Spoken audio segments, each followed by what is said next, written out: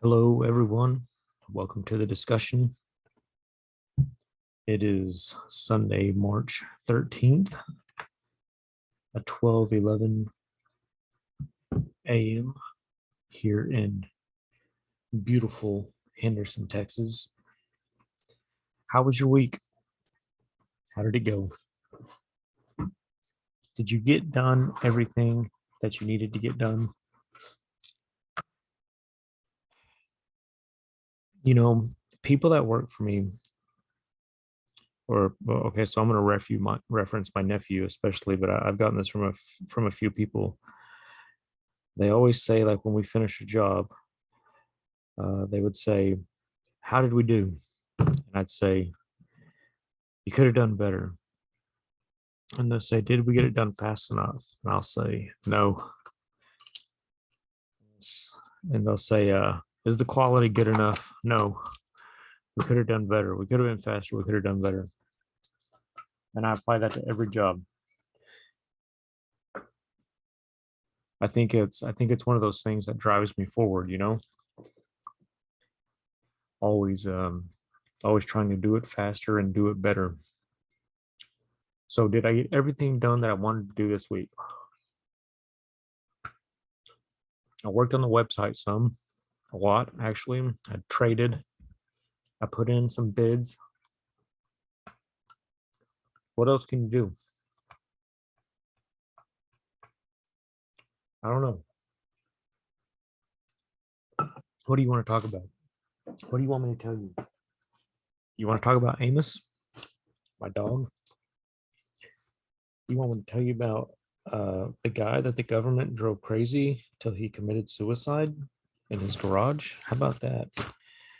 Um, Perhaps this new thing I bought for my office. Would y'all like to know about the new addition to my office? I was working on the website and I had this video like, okay, so go to my website. It's OMODALTON.com, OMODalton.com. Okay. So when you go to my website, there's this video. Like right when you get there, you got to click the sound and the video's there. And it's just like this little short video, and it says like, "Hey, welcome to the website. Show your, look around, get accustomed to everything here." And I like offer help. Like I'm like, "Hey, if you want to trade Forex, I'll help you with Forex. If you want to fix and flip, I'll help you fix and flip. If you need advice, whatever it is, I'll help you. Just send me a message. Whatever you want to do. Let's get you out of your rut and let's get you moving." I think that people, when they see stuff like that, just don't trust it. I'm I really legitimately enjoy helping people, and I'm a big believer in mentoring. Like I'm searching out mentors to help me, and I have, I'd say, two mentors right now. I don't have a spiritual mentor right now, which is a weird thing for me. I've had a spiritual mentor for probably the last, I'm gonna say 12 years, except I haven't had one in the last 2 years. So I had a spiritual mentor for a decade.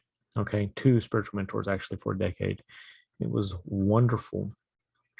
And then there's a time and a season for everything. They moved on, and now I have two business mentors, and so they pour into me. And the deal is when people are pouring into you, you have to pour back out. You can only absorb so much information, and then you have to pour out what you've learned. And I know that principle. It's just like with money. You can only earn so much money. And then, like, to graduate, you have to disperse money so more money can be poured in. It's the same thing with knowledge. You have to disperse this knowledge so more knowledge can be pulled in. So I love giving away knowledge. I think that everyone, there's no exception, should be mentoring and should be being mentored, because there's always somebody that's a little ahead of you or a lot ahead of you, that's where you want to be. And then there's always someone that's wanting to be where you are. So someone's pulling you up and you're pulling someone up. And that's kind of the point of the video on the website. Like, hey, let me dump some knowledge into you, you know? I mean, like if you're if you're trying to, get your marriage worked on, if you're trying to get yourself worked on, if you're trying to get your business going, if you're trying to make the leap into self-employment, man, I got a lot of useful information. And I dug and I dug and I dug for this information. And you don't have to dig for it. I'll just give it to you. But it's kind of a selfish act because I need to dump out this information so I can absorb more information. You don't want it to be selfish, but it's just a necessary thing, you know? So, anyways, this video is on my website. I haven't had anyone respond to it, and it's tempting to take it down, except that the people I have mentored are so grateful for the information. But the amount of people that actually take the information versus the amount of people you come across and offer the information is so low, like maybe like 5% of people that you offer free information to that will improve them, they just won't take it. They don't want to hear it.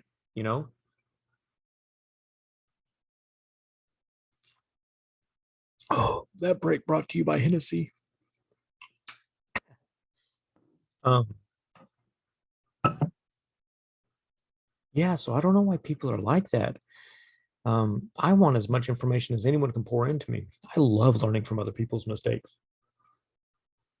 I spend so much time digging for new information. And then when somebody's willing to just let me sidestep all the BS and just gives me information, I love it. I love it. I don't mind people being smarter than me. I don't mind people knowing more than me. I don't mind people correcting me when I do things wrong.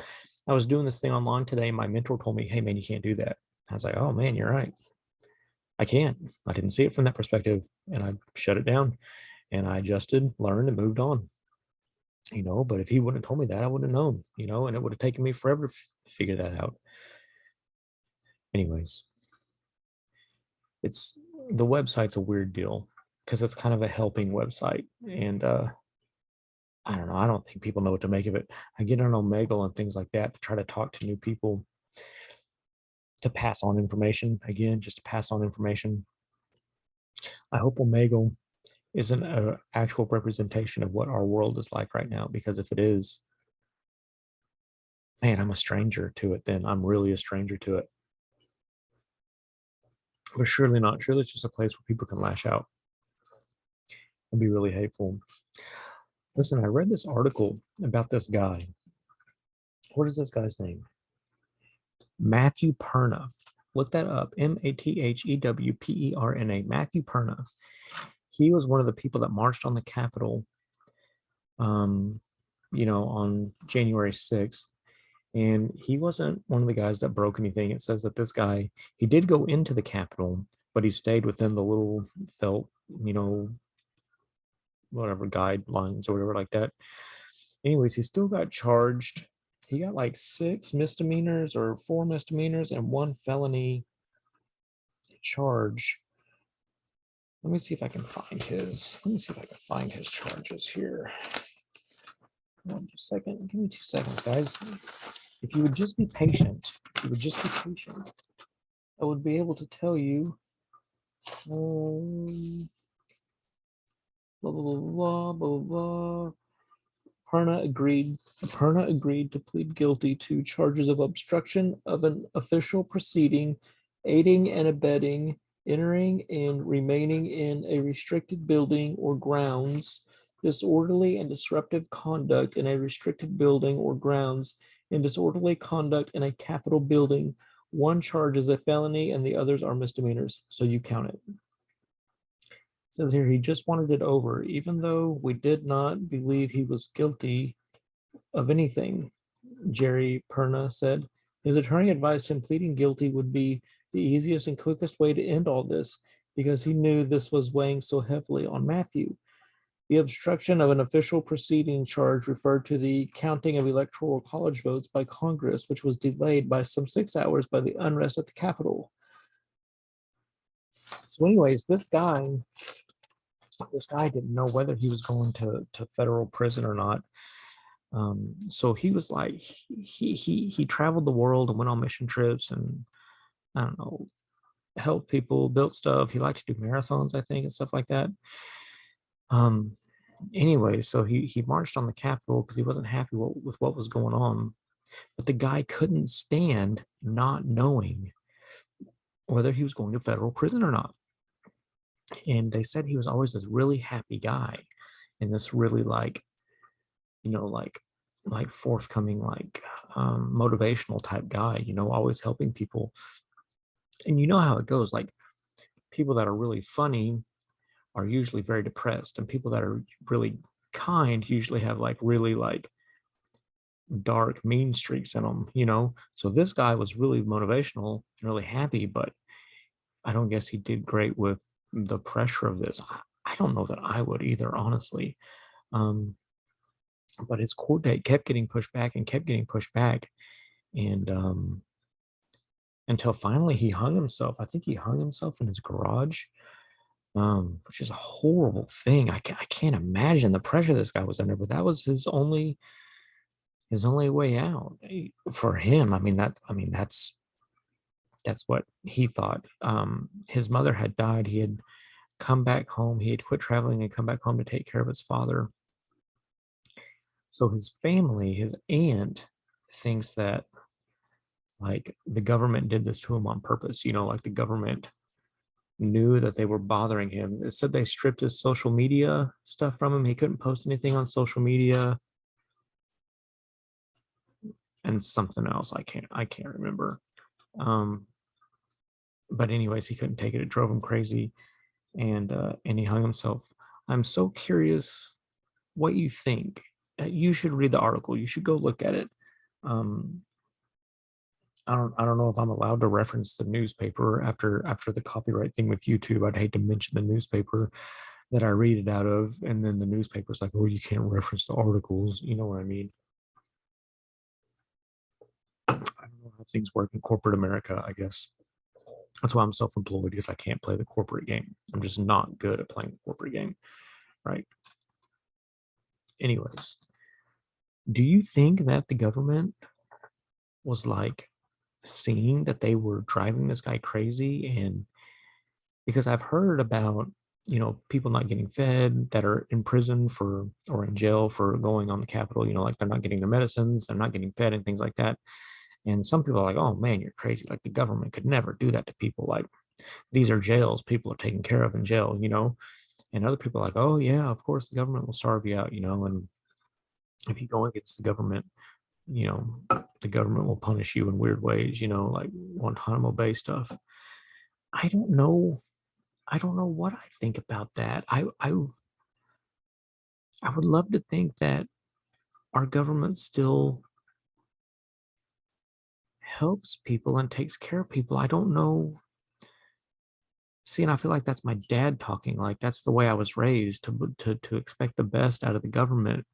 You know, I disagree with Democrats and some Republicans, but really I feel like people still have America's best interest at heart for the most part. I don't know.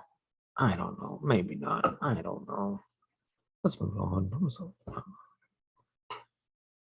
So, what do you want to talk about? You want to know about the thing I bought for my office? Yeah, maybe so. I'm trying to read my notes here. I can't even read my own handwriting. I don't know. I don't know what that says. Let me tell you about the most special pup in the whole world. His name is Amos Moses Douglas Smith the first. I have his papers right here beside me. I'm sure it's not the first time I've mentioned him on this podcast. Um, the reason I'm doing the podcast tonight is because I let him out and he hasn't come home yet. And it's hard for his mother, aka my wife, to sleep while he's outside. So I am up waiting on him. Where is he, you ask? Where is Amos Moses Douglas Smith the first, born July 10th, 2019? He's roaming the property. We live way out in the country. Well, way out. I mean, whatever. But we have 40 acres out here. Everybody out here has like 6 to 30 acre lots. We have like a 12 acre lot, I think, and like a 29 acre lot out here, and they're just across the street from each other. Anyways, Amos roams around and pees on everything and fights stuff. Because the deal is out here, man, is animals encroach on us. We have chickens and cats and things like that. We used to have goats. But it is wild out here, man. There's two things out here that are really, well, no, man, that's not fair. There's quite a few animals out here. So I'm gonna say the most aggressive animal, the animal that kills the most stuff where we live right now is oof. Okay, for chickens, I'm gonna say it's the possums. The possums kill a lot of chickens. And I'm pretty sure that possum poo makes horses, like if horses ingest it, it makes their minds go wild. I've heard some stories about that. So definitely have to keep the possums back. We have armadillos, but they don't do anything. The other thing we have out here is hogs, and we have hogs that get upwards of 300 pounds. And guys, I have literally walked out into my front yard and seen like a 200-pound hog, like 50 feet off of my front porch. Um, and they are big, they are angry, and they are smart. And they're not like, Charlotte's Web, the prize porker, making spider web signs and loving children. These things are nasty. They are so nasty. Like when you're walking down the road, you can smell them. You smell like, man, did somebody duke in the middle of the road? No, they didn't. Well, maybe they did, but it's a hog, man. It's a hog. They smell horrible. They're super aggressive. Anyways, Amos. Oh, let me tell you, Amos is a purebred Anatolian Shepherd. I got him from a breeder in Missouri. And the reason I wanted Amos is because I had another Anatolian Shepherd before him, whose name was Ruger. Um, so Amos's daddy was 160 pounds. His mother, I believe, was 150 pounds. Amos is really toned out. They're not a heavy breed. So I'm going to say Amos, he hasn't been to the vet in a while. I'm going to say Amos is 140. He's 2 years old. He's long-legged like a deer. Just picture a deer with hound dog ears, and that's Amos. Except maybe with a bigger chest. He's a big dude. But Ruger, the one I had before him, was this like really kind and loving dog that had a demon living inside of him. And whenever an animal or a person would come around here that he didn't know, he like changed who he was and became like this unrecognizable thing, man. I mean, past the point of angry dog to like nightmare creature. So let me tell you, Ruger, when I met Ruger, we were at our old house in Kilgore, and there was this yellow dog that showed up in our front yard. And my daughter came in, who was like probably 3 years old at the time. And she was like, Daddy, Daddy, this yellow dog's outside. And we had Zero, is our hero, who is a blackmouth cur and blue heeler. He is the smartest dog I've ever met and the kindest dog I've ever met. If you've seen Peter Pan, the cartoon, Zero is like the nanny dog off of Peter Pan, the Disney cartoon. Okay, like he is a good dog.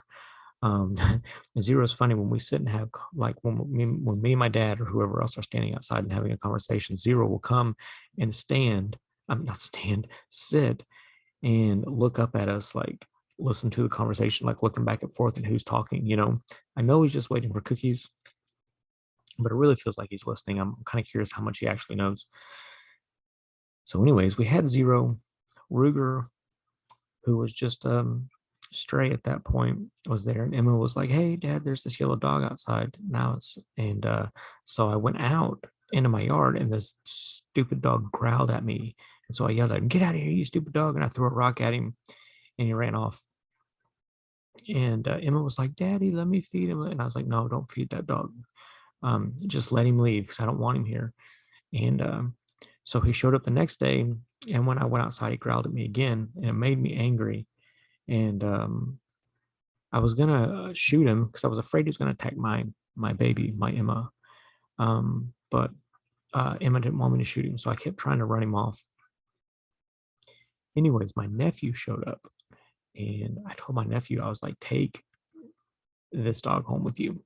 You know what I mean? Oh wait, no, my nephew showed up. He had an Isuzu Rodeo, an old one, like an 80 something model. He showed up and I wasn't home. He had visited us from Dallas. And he said he got to the house and that yellow dog was there. And the yellow dog followed him up to the house and was like being all friendly with him. And then when Reese knocked on the door, nobody answered. The dog started growling at him. And Reese took off running back to his truck and jumped into the truck. And the dog, I can't remember if Ruger bit him on the butt or not, but he said that dog scared him and wouldn't let him back out of his truck. So, that made me like Ruger a little bit, who didn't have a name at that point. And so anyways, I showed up and Reese was like, "Oh, I kind of like this dog. I kind of like this dog." Well, anyways, it was Sunday and I was getting ready to go to church and I didn't see that dog. And I was always kind of kept an eye out for him. This is probably after he'd been there like 5 or 6 days. He just wouldn't leave. And so I walked outside ready to go to church. I was going to get in the car. My family was already in the car. I was walking out and I was looking down. I was fumbling with something. Maybe I was fumbling with the keys. I can't remember. And I saw this yellow streak come at me and I knew what it was. It was that stupid yellow dog. And he came right at my legs. And I thought, he got me, like, damn, like he, he did good. He got me. And I just knew he was going to bite my legs. And, but he didn't, he ran up and he pushed his nose in between my legs, like in between my knees, and I stopped and he stopped. And I was just like bracing. I was afraid to move because I thought he was still going to attack me. And like after a couple seconds, I noticed that his tail was down and like his hair wasn't up on his neck. And I was like, "Hey man, like, what's up?" You know? And he just stayed there in between my knees and he didn't growl, So I reached down and I petted him and he was cool, man. He just kind of stayed there. And so I went inside and got him some food and I fed him like an idiot. And yeah, we were best friends after that, man. I told my nephew to take him home and we were going off road. And I had my Jeep at the time, oh 06 Jeep Wrangler X 4.0 6-speed on 33s with a 3-inch lift with a soft top. Doesn't matter. And my nephew took the doors off of his 4-door Trooper. Anyways, Ruger jumped in the back of his truck and Reese was like, "Get out of my truck." And Ruger growled at him and Reese tried to grab him and the dog snapped at him, which also made me like him more. And yeah, so that dog stayed in the back of his car for like a couple days. The dog would not get out of his car. And I was like, "Man, take that dog home with you." And Reese was like, "Nah, man, that dog's really mean to me. That dog freaks me out." So the dog finally got out of the car. I can't remember why, but it stayed in there like off-roading and eating and everything. The dog would not get out of the car. Yeah, so Reese left.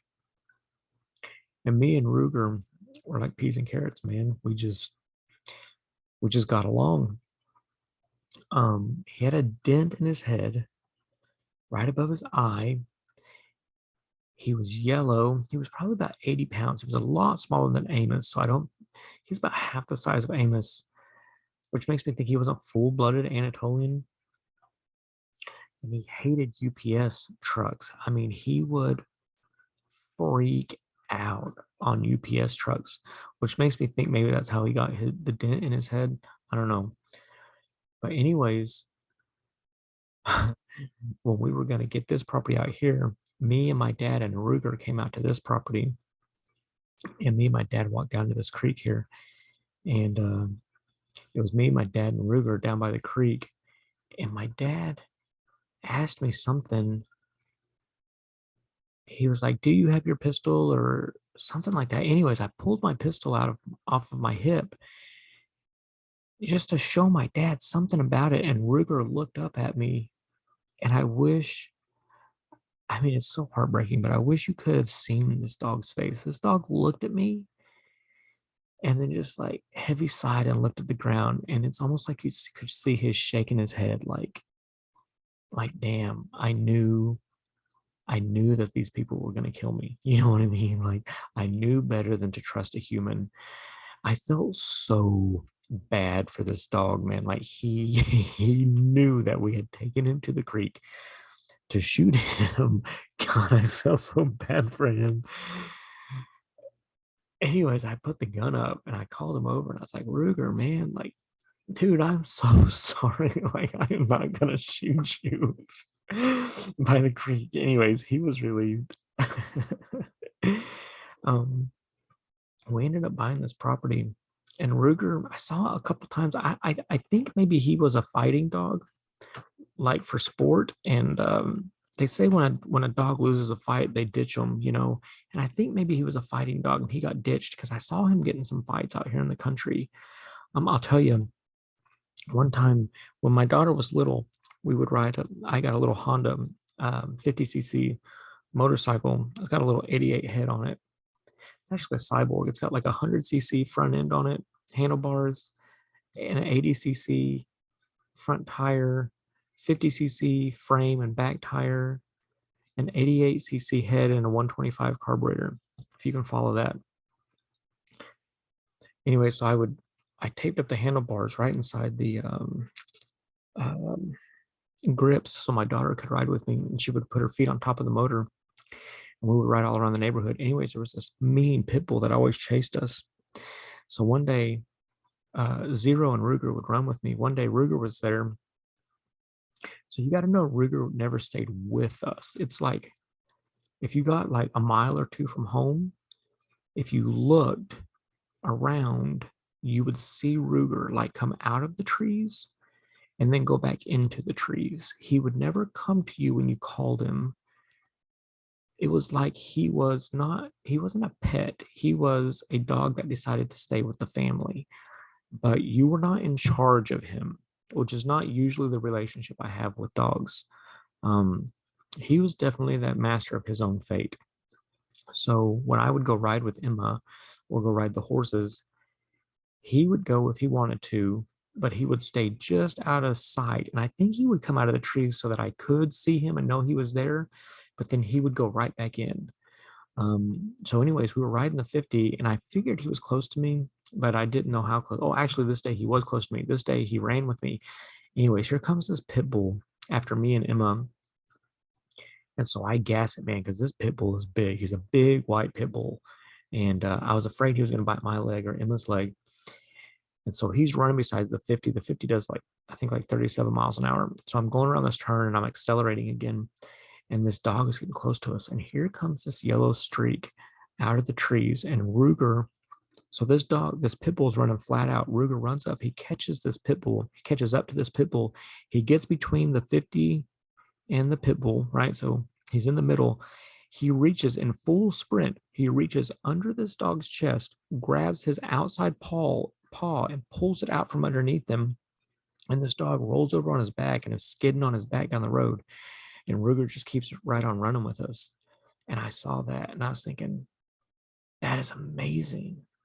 You know what I mean? Like, that was calculated. That was really cool.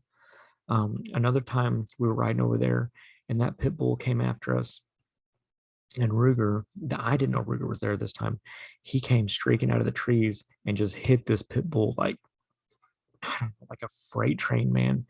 and just proceeded. Oh no, that wasn't the white pit bull. This was like a white, I don't know what this dog was. It was probably 80-pound white long-haired dog. Anyways, he just proceeded to whoop this dog. Another time, my neighbor had 2 Great Pyrenees, and my neighbor used to brag that his bigger Great Pyrenees, whose name was Michael, ripped the leg off of a coyote. 3 coyotes attacked Michael, who was probably like 120, 130-pound Great Pyrenees. And these 3 coyotes attacked Michael, and he said he saw Michael rip the leg off of a coyote. Okay, he must have told me that story 100 times. And then there was the female Sheba, who was about the same size, but Michael was a little more shorter haired, and Sheba had a ton of hair. Anyway, so I go to my neighbor's house, and Ruger is he's on the trailer of my truck. I mean, on the trailer behind the truck. I was moving limbs or something on the property. Anyways, I get out of the truck, and these Great Pyrenees are a menace, right? They're always barking, always running up. And so my Zero and my Ruger are good. They don't have leashes. They just listen to me. So these Great Pyrenees come up, and I'm like, guys, just go easy, just go easy. So my dogs are going easy, and these Pyrenees are, right? And we're like, just go easy, guys, just go easy. They'll leave in a minute. So my dogs are just looking at me like, right, So anyways, this female Great Pyrenees goes up to Zero and bites his back leg. And Zero looks at me like, what do you want me to do? And I was like, don't, Zero, don't do it, And so Zero's trying to walk away from it. And this Pyrenees is biting his back legs. Well, Ruger's not real happy about that. So this somehow, I think I grabbed Zero and put him on the trailer. That is what happened. I grabbed Zero just by the scruff of the neck and his butt and put him on the trailer. And Ruger went around some bushes down by a pond. And you couldn't see through these bushes. They were probably 5 or 6 feet tall. He was probably 15 feet away from me. He went around these bushes by this pond, and these 2 Great Pyrenees went around the corner behind him. And all hell broke loose. I mean, it was an intense dogfight behind these bushes. I mean, they were screaming and fighting and all that. I was like, oh my God, they killed my Ruger, who was my baby by this. Me and Ruger were like long lost souls, Ruger was my baby. And I went around the corner expecting Ruger to be dead, to be having his leg ripped off by this giant Great Pyrenees, Anyways, I walk around the corner. Ruger has the male Great Pyrenees pinned underneath him on his back, and he has the female by her scruff beside him, and he has both of these dogs hemmed up, and the male's underneath him, like done, right? Like the male is looking at me like damn, I'm out, and the female has stopped as well, and Ruger just has this look in his eyes, man. And I was like, Ruger, he's like, hey man. And he looked over at me, and I was like, hey, don't kill him, Ruger. Just let him go, man. And dogs are so smart, man. Ruger let go of the female, and she scurried off, and the male was right there, and he was kind of looking at the male, and then he just stepped off of the male, and the male didn't move. And Ruger just walked back over to me. He walked over to me, and that male got up and was kind of, licking his wounds, and we walked back over to the trailer. And I was like, Ruger, that was crazy, dude. Like, that was crazy. Okay, so I got 2 more. My neighbor caught 2 hogs. And so this is going to sound crazy to you guys, but out here, dogs have to fight hogs. Okay, it is what it is. And if dogs don't know how to fight hogs, the hogs kill the dogs out here. Dogs die from coyotes out here, and they die from hogs out here. So my neighbor had 2 hogs. You know what? I won't tell you this story. Maybe you won't like it. Maybe you will like it. Anyways, so my neighbor has 2 hogs, and he's like, hey, come down here and see these hogs. I was like, okay. So I went down there to see those hogs. And I was like, man, those hogs are crazy. And they were probably, I'm going to say 80 pounds a piece. There were 2 of them. And I was like, what are you going to do with them? He's, oh, I'm going to get them big and butcher them, you know? And I was like, oh, cool, man, cool.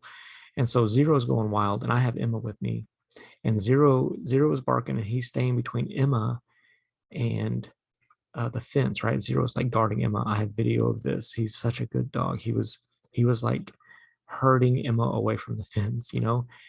And and Ruger was standing there, and I was like, man, I wonder if my dogs, like, what would my dogs do against a hog, you know? And he's like, I don't know, man. See what you think. So I grabbed Zero by the scruff of the neck. I threw him over the fence, and Zero hit the ground, and he looked at me like, what are you doing, man? You know? And it was a big pin, so he didn't have to be close to him. And Zero was looking at me like, I don't want anything to do with this. You know what I mean? And I grabbed Ruger and threw Ruger over the fence, and he hit the ground and took off like a rocket after this hog. And he grabbed this hog by like the ear, I guess, and flipped it over on its side. Um, and I jumped over the fence. I grabbed Zero, I threw him out, and I went over to Ruger, and I was going, Ruger, let go of that hog, let go of that hog. And Ruger's eyes had rolled up into the back of his head, and like it's like he had lockjaw. I've always heard of dogs' jaws locking, but I had never seen it before, um, or experienced it. And I was going, Ruger, Ruger, Ruger, and he looked over at me, and I said, you got to let go of it. And it's like I could tell that he wanted to let go of it. Like his mind had come back to him. He was no longer growling. You know, he wasn't as tense as he was, but his mouth was locked on this hog. So I got a stick, and I put it in his teeth, and I just kind of pried it easy. You'd think this would be like crazy, but the hog was calm now, and Ruger was pretty calm now. And I got his mouth open, and got him off of this hog. And I grabbed Ruger, I threw him out of the pen, and I hopped over the side. And my neighbor was like, man, I've seen a lot of dogs, you know, fight hogs before, but man, I've never seen anything like that before.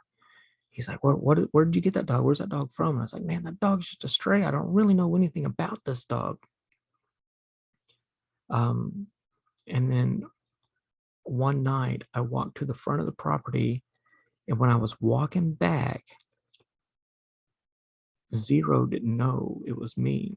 So I was walking down the driveway, and here comes Zero, whoa, right? And so I had the flashlight. So I was shining it on Zero, and I was freaking him out, right? And Zero was barking and barking and barking. And I was like stomping my feet and doing, you know, and kicking the dirt and stuff. And Zero was barking. You could tell he was scared, you know.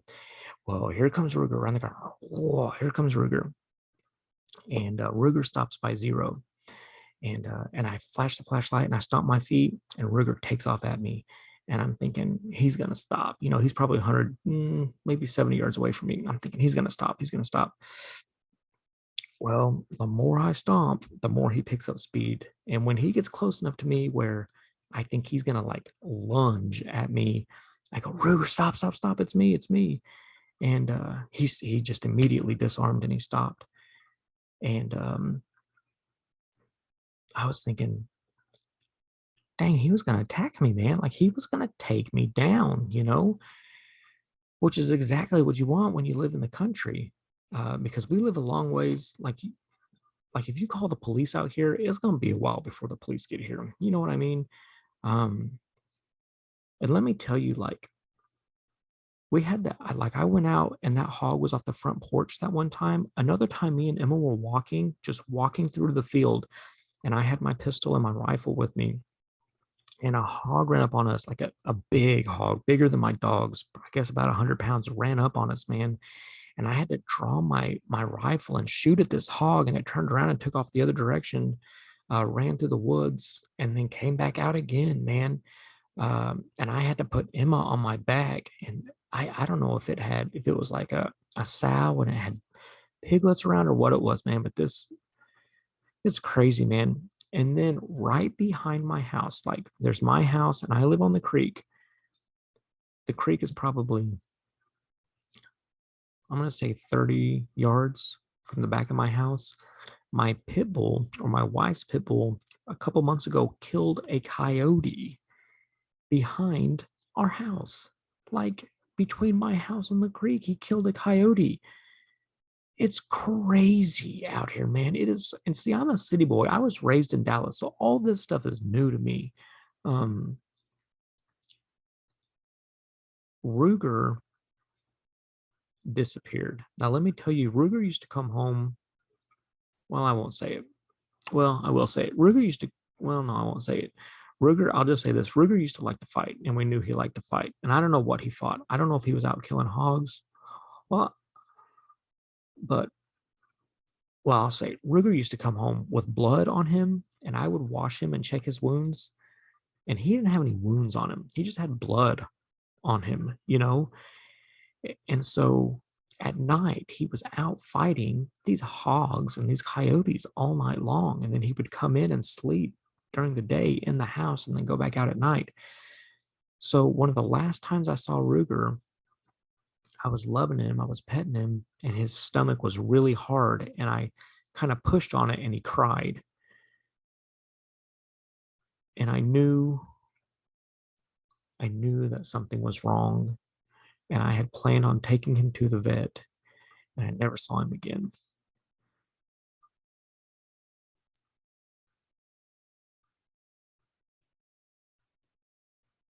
So I don't know if maybe he had a little stomach cancer, or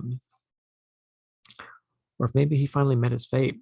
But I'm here to tell you, when Ruger was gone, we got overrun with wild animals. We got, I mean, the hogs, I mean, like squadrons of hogs were like 10 feet from my house, rooting around my house. That freaks me out having kids around because hogs will attack humans. The possums were right around the house, and that freaks me out because they carry rabies and they are aggressive as well. And kids are dumb, man. And then the coyotes were getting really close to the house as well, killing the chickens, and the foxes were coming in and killing the chickens. And and Zero could not handle it. Zero is not a fighter. Um, he doesn't want anything to do with it. I learned that when I put him over the fence that day in that pen to see if he would fight, and he didn't fight. Zero does not get put in fighting situations anymore. Um, he's just a good boy. He's a house dog. Um, I got another dog, but he had no fight in him. So we gave him to a family. Everything out here in the country was beating him up. And I was afraid that the country was going to kill him. So we found him a good little family in the city. These two little Mexican girls named him, his name was Riker. They named him Roger. And he has tea parties with the girls on their back porch now. And I'm sure Roger loves that. Um, he hated the country. Um, we have the white pit bull Dozer, and he does good. Like I said, he killed that coyote out behind the house the other day, but he stays very, very close to the house. He won't patrol. And I told Laura we we have to get another Anatolian Shepherd because out here you have bay dogs and you have catch dogs. God, Zero is a bay dog. He will definitely chase, hunt, and howl when he finds something, but he will not fight it. And I don't expect him to. Dozer is a catch dog. When Zero bays, Dozer will go and see what it is. But if it's very far from the house at all, he's not going to intercept it. Now, there's another type of dog called a Livestock Guardian, and that's what Amos is. They're not people pleasers like bay dogs and catch dogs are, but they do take your family on as their livestock. So that's why Ruger wouldn't listen to me. He was a livestock guardian. He was bred to keep distance, to be on his own, and to protect things, which is exactly what he did. And he was sorely missed after he left. He didn't leave, but after whatever happened to him. So anyways, so I started looking for Anatolian Shepherds, which are very expensive, but I found one. I found a breeder. It's only like 2 or 3 breeders in America, I think. And I found this breeder in Missouri, and his pups were getting older. And I called him and he's like, man, like these pups are getting big. Nobody's going to want to adopt them. I'll give you a good price. And so he had his phone and he showed me these dogs. And I was like, that one right there, that one right there. And I was asking him, like, what's their demeanor? Are they hyper? Are they not hyper? You know, I was like, man, I want one that like, you know, that doesn't seem to be lazy, that doesn't cower. And he's like, man, this one right here's got a lot of fight in him. I was like, okay, give me that one. So he had to get his inoculations. He got put on transport. He had to go like halfway around the United States. I don't know if you know anything about that, but he had to go like halfway around the United States to get here. And when he showed up, he was probably like 4 months old. A string bean of a puppy. My dad had just introduced me to this song, Amos Moses by Jerry Reed. I'd play it for you, but you know, anyways, so I named him Amos Moses Douglas Smith, because that's my middle and last name, the first. And so anyways, I didn't let him out at night for probably the first 2 years, and then he gradually started not coming in as much at night. He kept pushing it later and later and later, and started getting more and more and more independent. And now, like tonight, he'll stay out till, I don't know, probably 2 a.m. or something, 3 a.m. But he's definitely pushing things back again, which is absolutely what you need in the country, man. You know, I wouldn't understand it if I lived here. I hope I didn't offend anybody with the dog stories. I really hate to put my dogs in danger, but out here things are still wild. You know, Amos seems to really enjoy his role here on the property. It would kill me if something happened to Amos. He's my he's my animal best friend. You know, he's a baby to me. I love him so much. But he loves what he does, man. You cannot call him in here at night. He just will not do it, because he's what you call a mid-range guardian. So like the white shepherds, what are they called? The white Great Pyrenees are short range dogs. They stay with the flock. And then there's mid-range dogs, which is what Amos is, Anatolian Shepherd. So they're bred to be with the flock, and then go to the boundaries of the property and stop. And then there's long range animals, which is like the Kangal, and which is a kind of an offshoot of the Anatolian. And they're long range, so they stay away from the flock. Like they do patrol, and then when they catch a predator or come across a predator, they chase that predator back to its den and kill it. So Amos is a mid-range, and so he patrols the property. You know, it's funny. My neighbor is a single lady. She's a little bit older, and she came by here. She loves Amos. She came by here the other day. She lives alone in the country, right? It's dark out here. She came by. She pulled up to my driveway, and I said, "Hey, what's going on?" And she said, "Is Amos home?" I said, "Yeah, Amos is home." She goes, "Can he go home? Can he go home with me?" I said, "Yeah, he can go home with you." I said, "Hold on." And I went back to the door, and I said, "Amos, come here." And he came out on the porch with me, and he was looking at the neighbor. And I said, "Go with Karen." And he went out to Karen's car, and he was like trying to get in her car. And I said, "No, no, no, Amos, don't get in her car." And Karen shut her door. I said, "Go to her house." Oh, he came back to me. He came back up to the porch. And I said, "No, don't come back to me.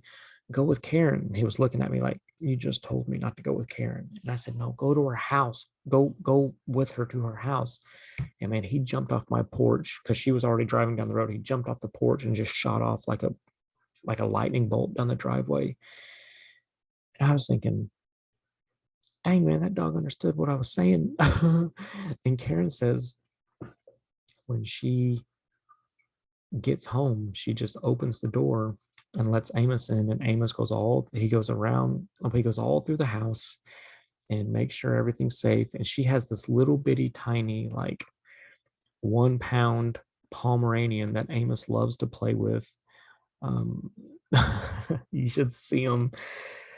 Oh, it's crazy to see those two dogs play with each other. But Amos will visit with Marty for a minute, and then he'll go outside. And he took the neighbor's property on as an extension of his property. So he'll patrol her house and then patrol the outside of her house and then patrol her property and then patrol our property and the property across the street and come home.